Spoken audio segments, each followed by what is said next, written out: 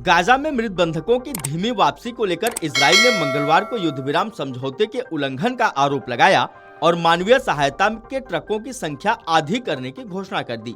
इससे पहले इजराइल और हमास के बीच जारी युद्ध विराम को लेकर उम्मीद की किरण दिखी थी।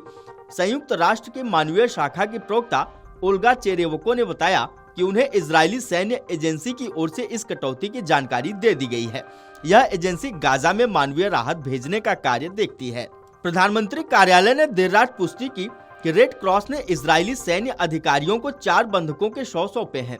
इन अवशेषों को फॉरेंसिक पहचान के लिए राष्ट्रीय केंद्र भेजा गया है, जहां परिवारों को सूचना दी जाएगी। यह दूसरी बार है जब लगातार 2 दिनों में मृत बंधकों के अवशेष इजराइल को सौंपे गए हैं।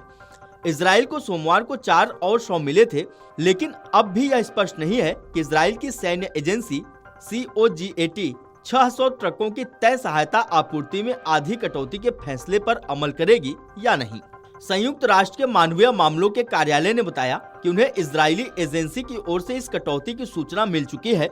वहीं 3 अमेरिकी अधिकारियों ने भी बताया कि व्हाइट हाउस को इस फैसले की जानकारी दे दी गई है।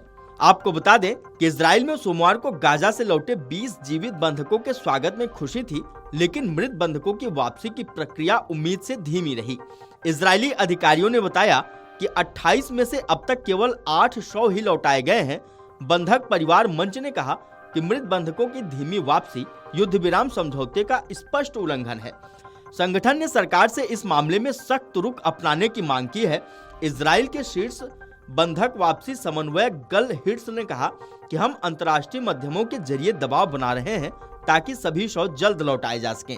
युद्ध विराम समझौते के तहत सभी बंधकों, चाहे वो जीवित हों या मृत, उनको 72 घंटे के भीतर लौटाया जाना था, लेकिन हमास ने कहा कि गाजा में व्यापक तबाही और शवों की खोज में कठिनाइयों के कारण देरी हो रही है। इजराइल ने इस पर कड़ा रुख अपनाते हुए कहा कि यदि हमास समझौते का पालन नहीं करता तो राहत सामग्री पर और सख्त रोक लगाई जा सकती है। गाजा में स्थिति बेहद गंभीर है। संयुक्त राष्ट्र, यूरोपीय संघ और विश्व बैंक के संयुक्त अनुमान के अनुसार गाजा को फिर से बसाने में $70 अरब की जरूरत होगी। गाजा के नागरिकों का कहना है कि यहाँ बिजली, पानी या घर जैसी कोई बुनियादी सुविधा नहीं बची है। खान यूनिस से विस्थापित हुए एक शख्स ने कहा कि अब केवल उम्मीद ही बची है। Video desk amarujala.com।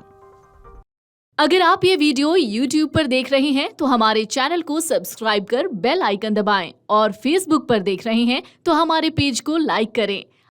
अगर आप ये वीडियो YouTube पर देख रहे हैं तो हमारे चैनल को सब्सक्राइब कर बेल आइकन दबाएं और Facebook पर देख रहे हैं तो हमारे पेज को लाइक करें।